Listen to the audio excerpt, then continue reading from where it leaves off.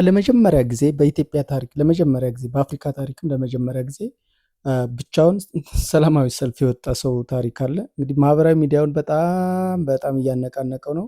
ሁላችንም ይወክላል እያልን ምን ያህል የኢትዮጵያ ሕዝብ እንደመረረው ምን ያህል ደግሞ ስቃይ ውስጥ እንዳለ ይህ ሰው ይህን ሁላ ሕዝብ ወክሎ መገናኛን ያህል መሀል አደባባይ ላይ ብቻውን ቆሞ የተቃውሞ ሰልፍ ሲያስተላልፍ ነበር። 4 ሰዓት ተኩል ገደማ አካባቢ ነው። ለጊዜው የሰውየው ስም አልተጠቀሰም። እንግዲህ በፖሊሶች ቁጥጥር ስር ይዘውት ሲሄዱ የቪዲዮና የፎቶ ምስል ተንቀሳቃሽ የተለያየ ማህበራዊ ሚዲያ ላይ ሲተላለፍ ነበረ። በታሪክ ግን ተራ ነገር አይደለም። ይሄ ነገር ዓለምን በጣም የሚያነጋግር ነው።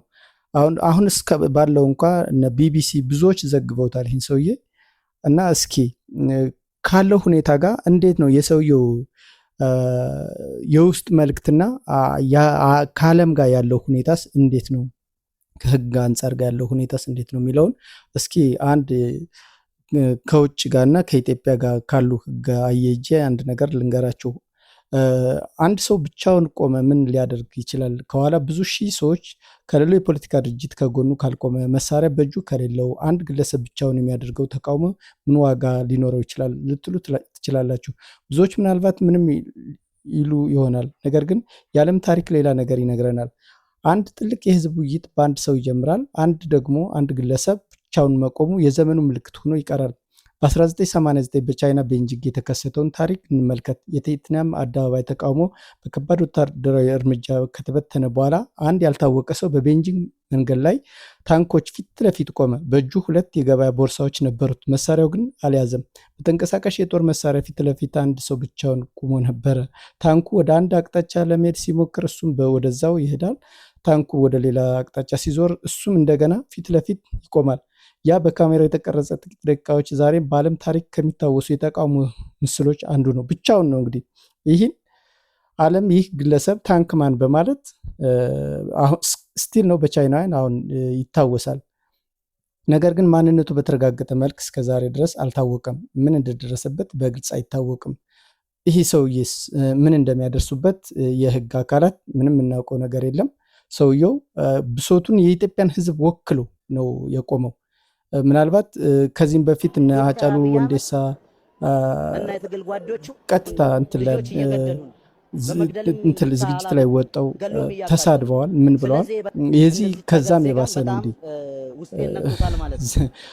እነዛ ጋርዶች አሉ፣ የህግ ባለሙያዎች አሉ፣ ከሌላም ሊያደርጉለት ይችላሉ። ቀጥታ እዛ ላይ ወጡ እንትን ያለ እነናሁ ሰናይ ቦሌ መሀል ላይ ገብተው ተታክሷል፣ ስናይፐር ይዘው። እነሱ ያው አጥፊን ስለያዙ አጥፍተን እንጠፋለን ነው። አጥፍቶ ጠፊዎች በዓለም ላይ ያው እንግዲህ በርካታ ናቸው። የዚህ ግን ይለያል።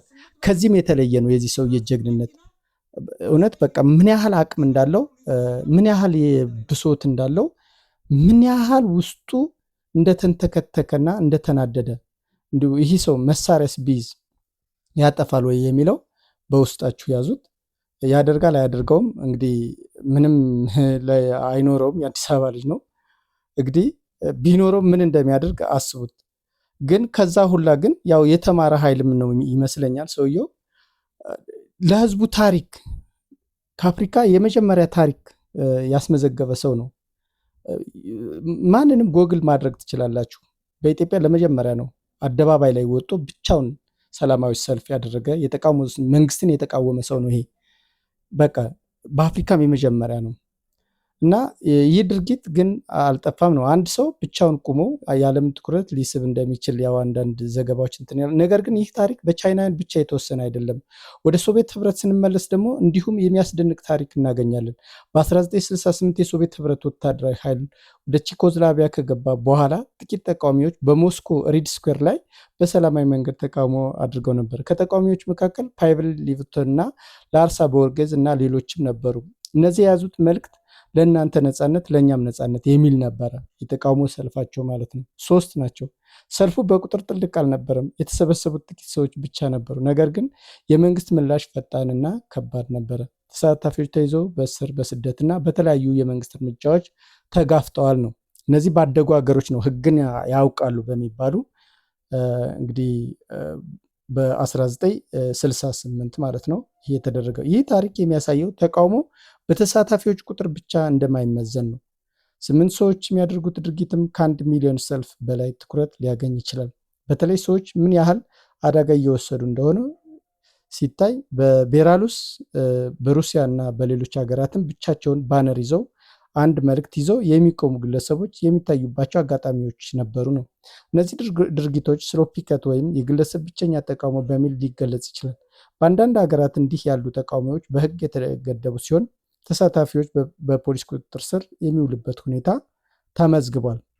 በሌሎች ሀገሮች ነው እና ይህ በኢትዮጵያ ነው እንግዲህ ለመጀመሪያ ጊዜ ያደጉ ሀገሮች ናቸው፣ ሕግ ከለላ የሚደረግላቸው ሀገሮች ናቸው ብቻቸውን የሚያደርጉት። በኢትዮጵያና በአፍሪካ ግን ምንም ሕግ በሌለበት አብሶም በዚህ ሰዓት ማለት ነው ብቻውን ተቃውሞ ሰልፍ ባነር ይዞ መገናኛ መሀል አደባባይ እንግዲህ መገናኛ አጠቃላይ የአዲስ አበባ ሴንተር እምብርት ነው። ሁሉም ተርሚናል ያለበት ነው። እዛ ላይ ቁሞ ነው ብሶቱን ያሰማው ሰውዬ። ያው በፖሊስ ቁጥጥር እንግዲህ አድርገው ይዘውት ሄደዋል። ምን እንደሚያደርጉት እግዚአብሔር ይወቀው። በቅርቡ በአዲስ አበባ መገናኛ አካባቢ አንድ ግለሰብ ብቻውን ባነር ይዞ ቆሞ መልእክት ሲያስተላልፍ የሚያሳይ ቪዲዮዎች በቲክቶክ እና በሌሎች የማህበራዊ ሚዲያ መድረኮች ተሰራጭተዋል። ያው በቅርቡም ነው ያው ትላንትና ማለት ነው ነሐሴ 16 12ኛ ወር 2018 በታሪክ የመጀመሪያ ማለት ነው። የታሪክ ምሁራን ይህንን በደንብ አስምራችሁ በደንብ ትኩረት ሰጣችሁ ብትጽፉ ይሄ የታሪክ ማህተም ሆኖ የሚኖር ነገር ነው። የመጀመሪያ ነው በኢትዮጵያ ታሪክ። በኋላም በፖሊስ ቁጥጥር ስር መዋሉ ነው የሚገልጸው ቪዲዮዎች ተዛውረዋል። ይህ ክስተት ብዙ ሰዎች መካከል ከፍተኛ ውይይት ፈጥሯል። አንዳንዶች ይህ ሰው ኮሜንት ላይ ሲሰጡ ጀግና ነው ብለዋል፣ አድንቀዋል። ሌሎች ደግሞ የብዙ ኢትዮጵያውያን ስሜት ገልጿል በማለት በጣም እንግዲህ ሚዲያውን በጣም እንትን እያለው ነው፣ ድጋፍ እየሰጡት ነው። በሌላ በኩል ግን ጉዳዩ የህግ የሰላማዊ ተቃውሞ መብትና የህዝብ ደህንነት ጥያቄዎችንም አስነስቷል። በህግ ባለሙያዎች ዘንድ ነው ይህንን ያስነሳው።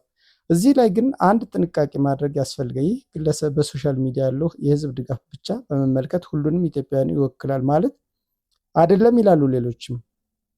እና በኢትዮጵያ ታሪክ ፈጽሞ የመጀመሪያው ነው ብሏል። ያለ ተጨማሪ ታሪክ ማረጋገጫ እንግዲህ በታሪክ ያልተጻፉ ሊኖሩ ይችላሉ ነው።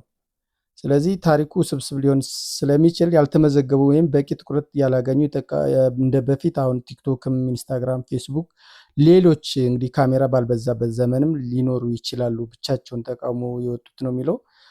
ግን በእኛ ትውልድ ግን የመጀመሪያችን ነው ብለን ወስደነዋል። ግን የተረጋገጠው አንድ ነገር ነው። ይህ ድርጊት በማህበራዊ ሚዲያ ትልቅ ውይይት አስነስቷል። አሁን ያለውን የኑሮ ሁኔታ አሁን ያለውን የኢትዮጵያን የህብረተሰቡን እያንዳንዱን ቤት ግን አንኳኩቷል። እያንዳንዱን ቤት ማለት ነው። ይሄ እያንዳንዱን ቤት እያንዳንዱን የሰው ህሊና አንኳኩቷል። አንድ ዜጋ ብቻውን ቆሞ ሀሳቡን ለመግለጽ ምን ያህል መብት አለው? ሰላማዊ ተቃውሞ የት ይጀምራል? የመንግስት እርምጃ የት ይደርሳል?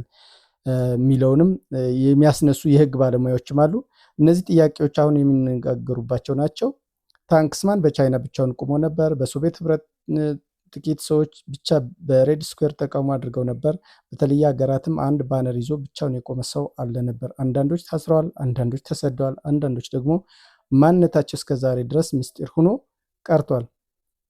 እንግዲህ በአደጉ ሀገሮች ነው። ግን እነዚህ ሰዎች የሚያስተላልፉት አንድ መልእክት አለ። ታሪክ ሁልጊዜም በብዙ ሰዎች አይጀምርም። አንዳንዴ በአንድ ሰውም ይጀምራል። አንድ ሰው ብቻውን መቆም ትንሽ ድርጊት ሊመስል ይችላል። ነገር ግን ያ አንድ ሰው የሚያነሳው ጥያቄ ከጊዜ በኋላ ሚሊዮኖችን የሚነጋገሩበት ሊሆን ይችላል። ከዚህ ሰውዬ በኋላ እንግዲህ የአዲስ አበባ ህዝብ ሁሉም ማለት ነው ሁሉም ይነጋገርበታል። አሁንም እየተነጋገረበት ነው። ታች ስልክ የያዘ በሙሉ እየተነጋገረበት ነው ማለት ይችላሉ፣ በድፍረት ማለት ነው። እናንተስ ምን ትላላችሁ? አንድ ሰው ብቻውን የሚያደርገው ሰላማዊ ተቃውሞ በእርግጥ ታሪክን ሊቀይር ይችላል ወይ? አስተያየታችሁን ከታች ኮሜንት ላይ ጻፉልኝ። አመሰግናለሁ። ቴንኪው። በእኔ አስተያየት ይህን ነው የሚመስለው። እናንተ ደግሞ እስኪ የምትሉትን በሉኝ። አመሰግናለሁ።